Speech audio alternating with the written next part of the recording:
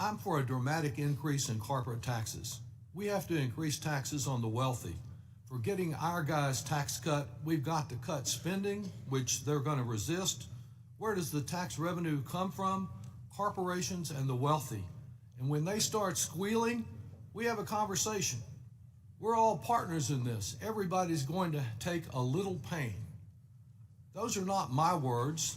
They're not a message from the Progressive Caucus, but rather the recent comments of Steve Bannon, sometime Trump advisor, and about as MAGA as you can get.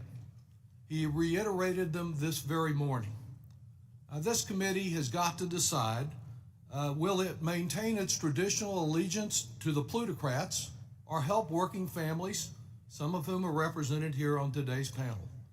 It's encouraging that for the first time, we see at least some elements of the Republican Party that recognize tax reality, that you just can't cut revenue and add without adding to the national debt, and you cannot just pour some magical dust on it, calling or changing a line, and ignore what you've done.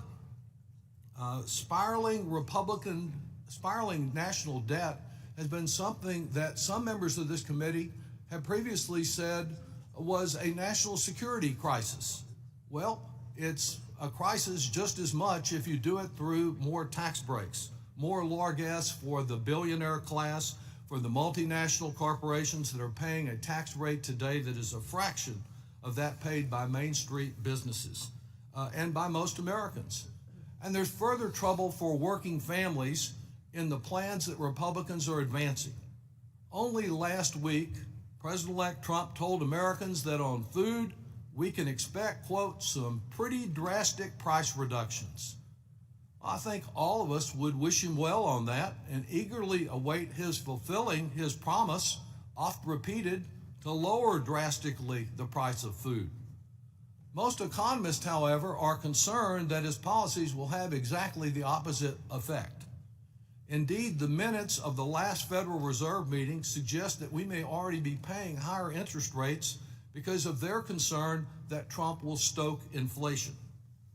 This is especially true regarding his declaration that, quote, the most beautiful word in the dictionary is tariff, and it's my favorite word. Well, in Texas, a Trump grocery tariff tax, which he can impose as soon as next Monday, will likely increase grocery prices on most every vegetable and most fruits that we buy.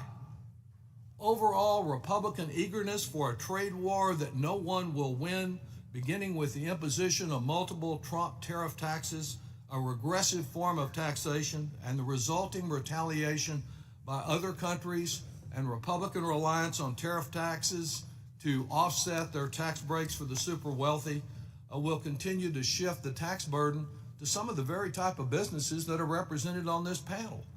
Indeed, one recent study found that if the tax breaks were combined with the tariff increase, that the impact would be that 80% of Americans would be in worse condition.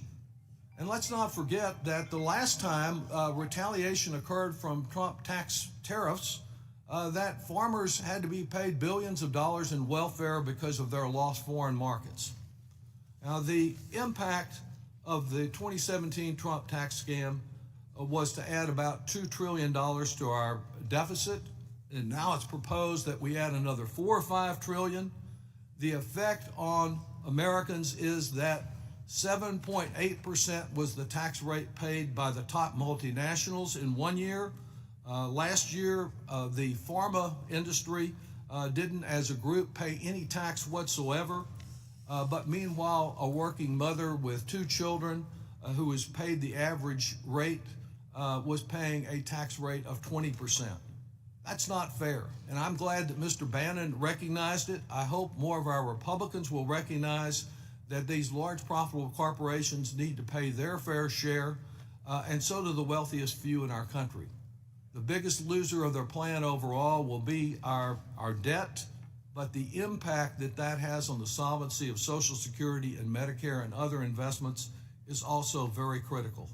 So as we move forward, we need to consider all of these impacts and look for a tax code that is more fair for working Americans and less gift to those at the top.